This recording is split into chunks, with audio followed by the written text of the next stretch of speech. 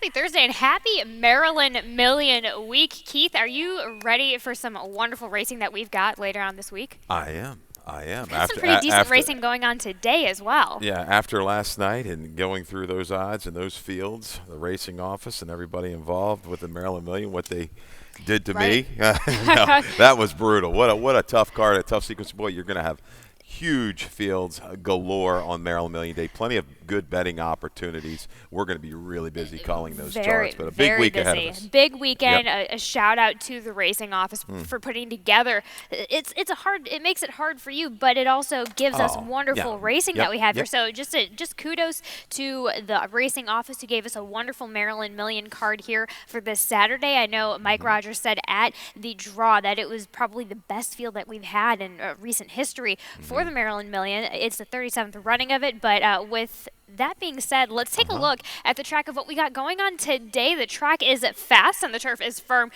Nice and cool today, a little bit cool. We've got the heaters next to me, but that should warm up in a little bit by the time this afternoon hits, Keith. The heaters next to you.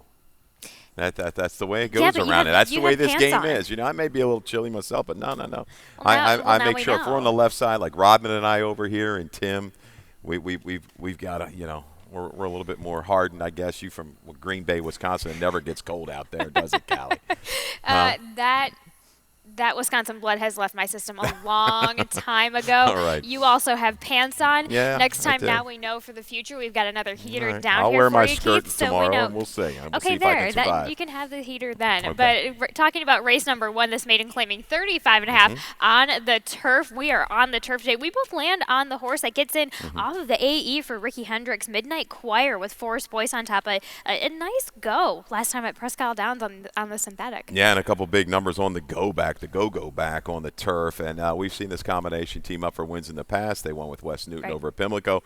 Drawing in a field, there's some, the pace scenario is going to be interesting to me. I'm not, when I looked at the base of the body of the race, looks like Milady Thatcher, maybe even the horse Cool Cats and Kittens from the rail will be part of that flow. But I think Midnight Choir, this little drop in class, gets what they want. They lucked out. They draw in. Forrest Boyce can kind of just prompt the issue and edge on by. I think Mela Panini B is back to what she does well. Her best race on the turf, I mean, one of her best was sprinting. And, on the go back, horses have come back to run well. She keys up against horses that perform well in allowance races. I think this horse has positional speed and will finish at the 5.5 today. I agree. I like that. I had her underneath. I was fighting with her having her underneath, so I'm glad that you have her on. But race number 2 starts the early pick 4. Keith's got a ticket all lined up for us. Is it El Cheapo today, Keith? It's $15. It's about all I can afford. I'm due. I mean, these things we talk about. How about on Sunday's card? I think 4 of the 8 races, double-digit winners. We had a $21,000 single ticket payout in the early pick 5. We did. So the prices just keep on rolling in at Laurel Park. So please jump in. Don't be scared. You might have to bet a little bit more, but that's good. Boost the handle, and you might get yourself a really big payout. $15. I go single. Race 2, race 3. Hopefully the aces are wild. There, we get those home, and then it's spread-a-rama, 2, 4, 5, 6, 7 in the 4th, and not using you. I think Rodman like Romer. I don't have Romer in there, so maybe if you can throw that one in there, do so. And here, race 5, 1, 3, 9, 10, 13, 14. Another great job by the racing office again. We talked about Maryland Million Day. You kind of things are set in stone for the most part. There are these horses. They get ready for Maryland Million. They've got an this card here today. We've got two other thens and an open allowance on the grass, like a stakes race. We do. So for a Thursday, this is about as good as it gets. The whole weekend, weekend, just a wonderful, wonderful setup of racing that we have going on here. So just what a weekend that we have going on. For example, this claiming 16 never win 6 furlongs on the dirt. We both land on numero uno, Bowie two-step with Kenny Cox, Charlene Marquez gets in the irons this time. We've got a video spotlight on this one, don't we, Keith? Yeah, we'll go back to the most recent race if we can. September the 9th at Pimlico. Good effort, I thought. The pace wasn't that demanding. 23 and 4, 46 and 47 and 3. Picks it up, makes this move 3 and 4 deep to challenge into it against a pretty good field though. Heads or tails, just a little too good, right? Rolling on by late. I like the fight. I like the improvement. Bowie two-step hit the bottom maiden 5s back in late May and has improved ever since. And Has worked his way back up. So still on the left lead, too. Yeah, he switched over, I think, he switched late. He just switched it when heads or tails passed by him. But still, too little too late for that kind of lead change. So Bowie two-step on the rail. I'm fine with the rail for this horse. Just before that maiden breaking score at Delaware, that horse, he had the one post, handled it just fine, so should be okay here in this spot. I think he'll be able to jump in and you get right behind the speeds. You've got a couple of horses in here that want to probably be forward. They may battle. I think this one will be lurking to stalk and pounce. Smarty John, I think, will show more speed, will be aggressively handled, and last a little bit longer than that sloppy effort up at Parks, dropping down today. Warren Rose is interesting. Looks like a kind of a negative drop. We'll see. There is dirt breeding there. There's some dirt form in this family. This looks like another one could possibly move from just off the pace. 1-4-3-5. I go 1-5-4-3, Born to Victory. I think just got to the lead, got a touch green, but kind of got over it a little bit within that race in itself. So you go 1-4-3-5. I go 1-5-4-3. Race number 3 starts the Rainbow Pick 6, and we had a carryover from last Sunday. A pretty nice price with that carryover. I also have a ticket lined up for the Rainbow Pick 6 that starts in this race. Race number 3 here, a mile and 16th on the turf, and this allowance. There we go. There's my ticket. I go with the 1 and the 3. Single in. You went wide. I go wide as well on race number 5. I go 6 wide, and that race, you just can't deny it. So I start off easy. I try and slim down what I can, but as you mentioned, Keith, some wonderful bang-up card that we have for today. You have to go wide. I go with a $57.60 ticket, keying in on race number 4 with my single on the 6, but then I have to go wide or at least double in every other race besides that. This nice restricted allowance, going a mile and 16th on the turf. We also both land on the number 1, My Candy Girl, for Brittany Russell with Kevin Gomez on top this time. And I do believe we have a video on My Candy Girl, don't we, Keith? Yes, we do. And that's going to be the most recent race as well. Behind Cupid Strike, who's in good form. You're going to see Cupid Strike a little bit later, right? And that 2 other than. But I just like the way Kevin Gomez has been able to kind of get along with this mare right now. He gets her to settle. He gets her to finish. He kind of works out trips. Now, she's been a little bit further back last time, and she's got her to kind of bring that run, works out a trip here, out inside to out. Not a lot of speed in here. Maybe Flimsy goes ahead and kind of goes. I see My Candy Girl laying a little bit closer. Agreed. This afternoon and bringing that punch. She looks to be, if she holds form, the best finisher in this race. Just don't let anything kind of get out there and walk the dog. If she's got them in their sights, I think she finishes along with Daily Planet in Nicolar. Yep, I go almost the same way. I include the 3. That's where I go ahead and include Flimsy for Graham Motion. Just fractious 2 back. Completely, the race left that horse, and this is a speed horse who has gait issues. So the payment doesn't show up until the last 8th or the last 16th. So I'm giving a little bit of that another try. I would love to see if they could retain a little bit of that rally action like in the first run. I know that was going short, but that move can still kind of transfer a little bit. So I gave the Graham Motion horse another shot. You go ahead with 1-2-4-8. I go 1-3-4-2. Race number 4 in this claiming 25, 5.5 on the dirt. Never win 3. You land on the number 5, Appraisal for Brian Brooks at Toledo last time out. This is the first time in the Brian Brooks barn. When you look out at the board and you've got all the picks up there, before each race, we've got like 4 or 5 different people setting in their picks. I like one thing. One thing I see the Oppo picker. I like it when I'm the Oppo picker. Everybody else is on the 6 here or whatever. I want to be that kind of outlier. Yeah, I want to be away from the obvious. And this is a race I think it's a good spot to do that. I really couldn't separate this field too much. I think there's a slew of speed. There's a slew of speed in here. I'm going to give Appraisal a pass on the off track last time. Has that grinding style. I wish this race was at 6, 5.5. Just might be a touch too short. I think some of the speeds are going to come back. Brooks Barn, they're good. Jerry Brooks Barn, they're going to be fine. Jerry's always been good off the claim. I think it's going to pass right along here to Brian. This horse has the right kind of races on its page, even going back 2 races at Monmouth. It works for me.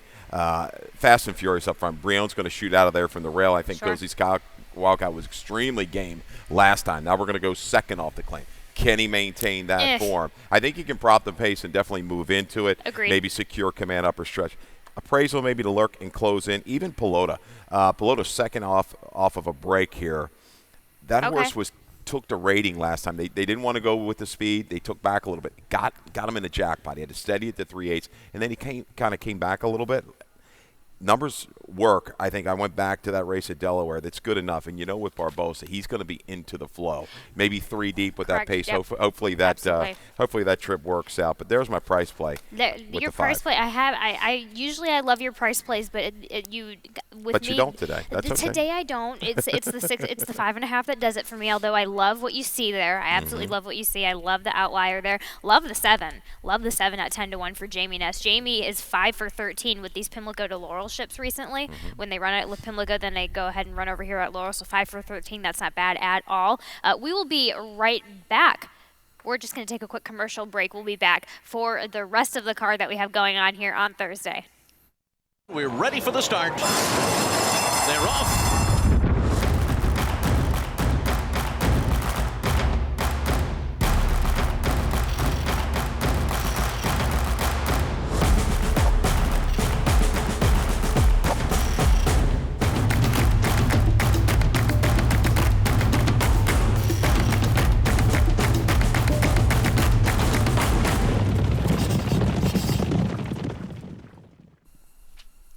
And we're back. Race at number 5 this mile here on the turf. This nice allowance optional claiming 40, as you mentioned, Keith. Plenty of scratches in here. Scratch the 5, the 7. The 7 was a big scratch for me, at least. And the 1 off of the 18, the MTO Canoodle, of course, and the number 6 Passion Plus. That leaves both.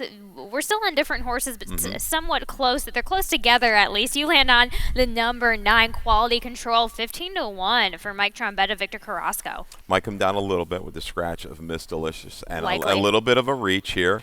But I think she's an improving type of 3-year-old filly, getting good at the right time. And on the go back, one thing I like looking at is how horses performed at 2, how fast do they run, who do they run against, and projecting a little bit of improvement. Okay. This filly hooked Sims.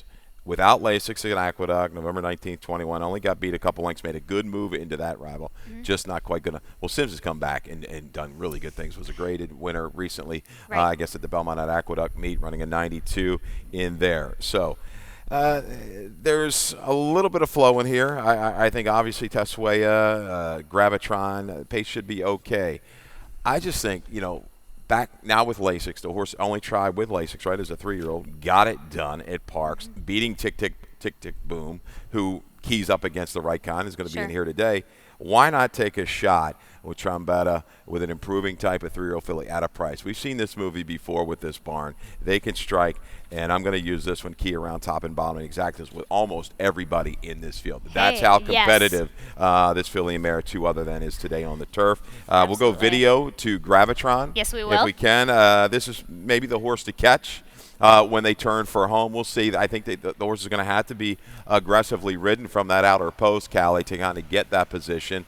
And this was a good run. 2 back at Parks. Late August in the first level allowance. An 85 buyer off of this effort just kind of prompted the pace well in hand. Confidently handled and just kind of holds very firm. Under steady pressure to the wire. Beating Tick Tick Tick Boom. And I like that comment, firmly rated. I mean, this jock had plenty of run at any point. You see peeking back, and the race was over by the time they hit the top of the stretch. So looks like she's found a really good home here on the turf. She's a little bit better on her preferred surface today, tossed to last.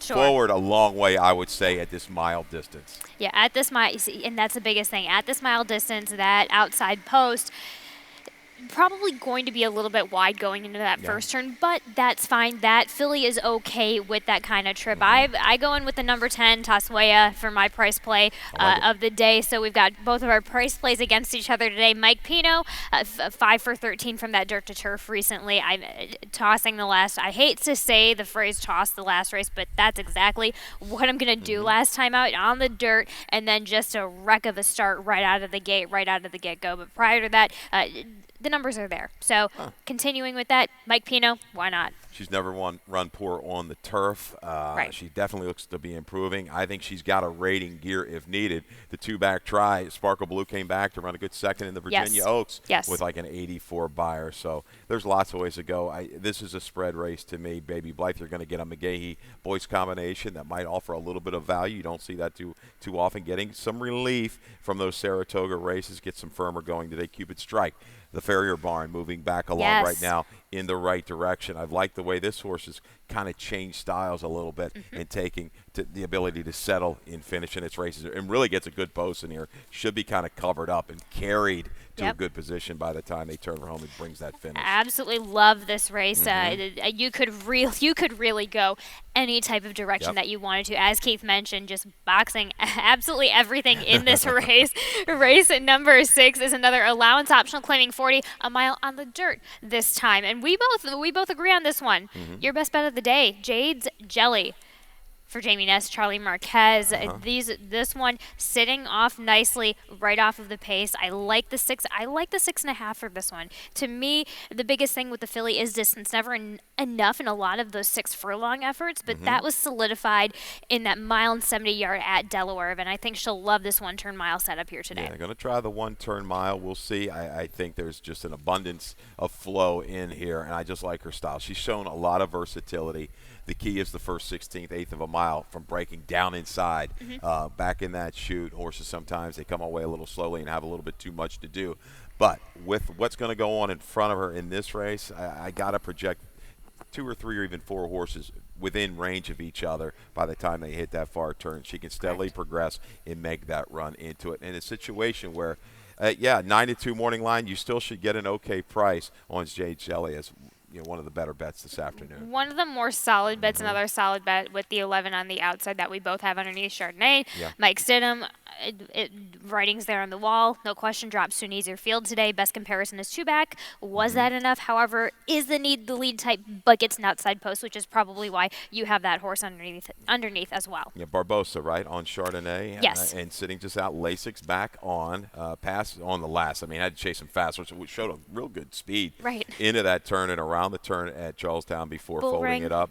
Yeah, but I think she can stay the trip. The key with her is going to be #lucky, I think, and maybe even Flight to Shanghai. What kind of speed do they show? Flight to Shanghai should take plenty of play off the break. Bullet works, blinkers on, but that has not been a great angle for this barn. I think Jade Shelley, we can depend on that steady run from off the pace from her today. Maybe she doesn't get up in time, but I think she's 1-2. As you said, dependable. 11-1, both of us. I have a 4-6 underneath. You have the 10-9 underneath. Race number 7, that allowance 5.5 on the turf, and we both land on Matta, who is my best bet of the day. We've got a video on Matta for Mike Trombetta. Fergal Lynch back in the saddle with the blinkers on. Had a bit of a rough go last time out of the gates. Yeah, this is at Pimlico in the Laurel Dash at Pimlico. Bumped early, steadied early, and then jumps a shadow going here right around the opening furlong. It's kind of a little bit difficult to see, but it goes up in there. It is right there, and just kind of a little discombobulated, but is able to bring a finish and even hung out at that point. That's not like the best spot to be, 3-4 wide into that turn. Was able to tuck in a little bit. Nice job by Lynch around the turn and kind of work out and get that seam through the final 1/8 of a mile. Good finish. He's proven over this turf course. Obviously, he's had a couple big runs here. I just think the blinkers on, maybe bring a little focus. Not sure that he definitely needs it, but in Mike we're going to trust. Hoping for Mike Trumba to have a good day here today, because again, this pace is going to be honest. I think he'll sit covered up around the turn. He will. It just, as you mentioned, a discombobulated just beginning of that first quarter of the race for Matta.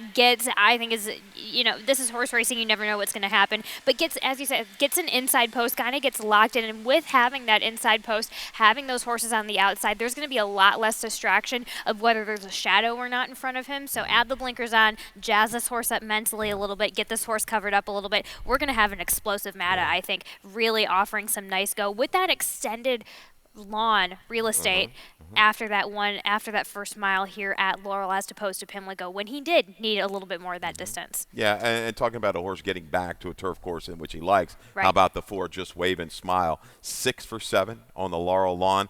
Big trouble against Mata at Kelowna. You see that short Comet took up and kept on and bumped around a little bit at Pimlico as well in that tough Laurel Dash field car tour, multiple stakes winner. So yes. I think I actually ran in Alvelo last week, and we were talking a little bit about the horses. He's going to appreciate the move back to this turf course with the longer stretch. He's got that steady churning kind of a run. It's going to work in here. Marvelous Mike, very fast, and Uncle Lino's who can handle the turf, trying the turf for the first time, brings a lot of speed. Chess Master. Okay. I think it's going to be fast and furious and get tested up front.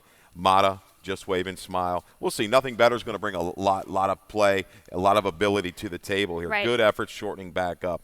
Again, making that move into it, 5.5. I think he's a little susceptible. We'll find out. We'll find out. I like that. Just wave and smile underneath, though. I'm very tempted to change my picks, but I won't. But Keith Usel, 2, 4, 6, 7. I go 2, 6, 5, 10.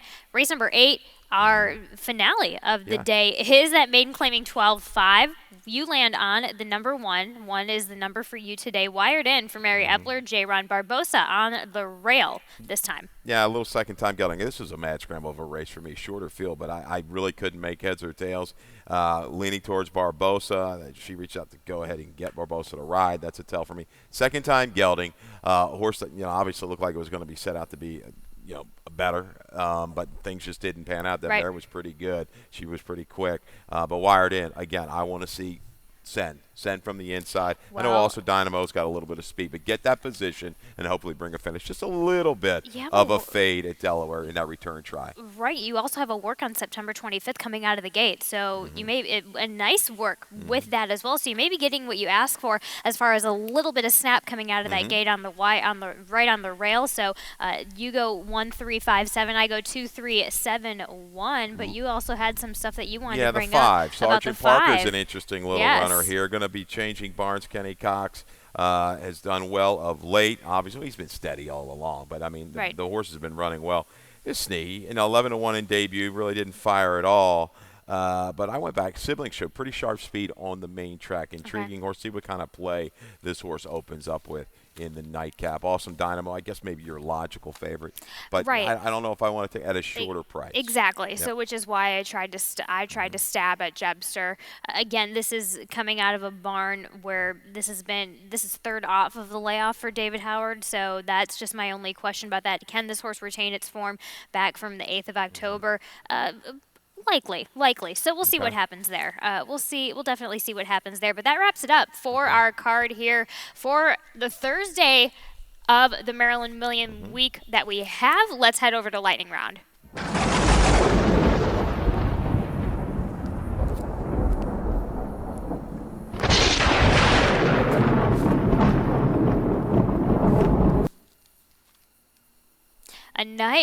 A nice little boost for Maryland breeding on this nice Maryland Million weekend, but just came out with the stats of Maryland Stallions and how many foals that they came out with in 2022. Topping the list is Opportunity, and Opportunities have been showing up as of recently with a couple of these, especially with a couple of these first-time starters. So you have Opportunity, Holy Boss, and Great Notion right underneath. Divining Rod, only 28, surprisingly, and then we've got Blofeld. I love those runners, but a nice little turnout that we have this year so far for Maryland. Seen a few of these Holy Bosses picking it up a little bit more recently than a few months ago, so that's good to see. Uncle Lino, very versatile. These horses can be quick. They can handle any kind of surface. So you've got lots of opportunities there within. Take advantage of breeding and staying here in Maryland. Blofeld, I think, is one of those stallions is going to creep up on you. These quiet. Horses are He's developing, stealthy. and they can kind of go a little bit longer, too. They will stretch out.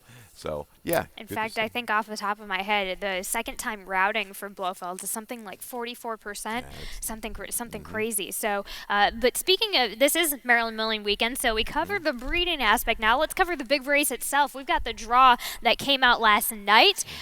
We go from the inside to the outside with Virginia Fulla, Tapping Cat, Double Crown, Torch of Truth, Ain't to Beer Cold, The Poser, Vance Scholars, Crocelli, Our Nation on Parade, Prendimi, Monday Morning QB quarterback, and of course Cordmaker and Ben and Joe if they come off the AE now about 4 or 5 horses have to scratch before Cordmaker and Ben and Joe come off of the AE, just due to the fact that they're not Maryland sired.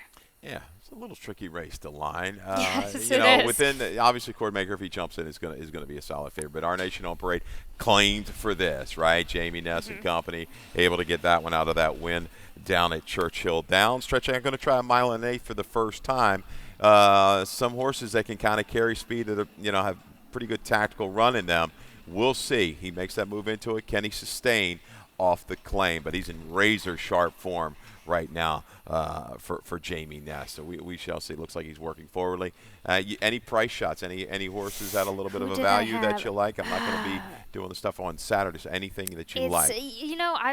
Who was I looking at? Ain't to Beer Cold. Kenny had positive things to say about the horse. The Poser, of course, I go with Vance Scholars on top. I love can he sustain the claim? I love that saying. Those are the big ones. Double Crown. I don't have a lot of prices, to be honest, for this year, because the top 4 or 5 they're right there. So you made it tough for me to get a price here today. Okay. Yeah, Vance Scholars just ran huge that off the turf race, the 1.25 miles. Boy, he was got gutsy slammed. every He got step of the way. Slammed the first half of the race. Yeah. He ran big. It ran big. I think we're going to get to, and he's going well. He's going well in the morning, so I think we're going to get to see another nice turnout from that. Right. And, of course, we have your best bet and your value play today. Fire away, Keith. Yeah, both should hold a little bit of value. Jade's Jelly in race number 6. Just going to be able to spy that speed and steadily kind of move up and hopefully get it done through the final furlong for Jamie Ness. And value play of the day, Mike Trombetta. Hey. This horse 15-1 morning line, I think will be in close to that range, maybe 12. I don't think he'll get below that. But quality control, an improving 3-year-old filly. I know can get the distance.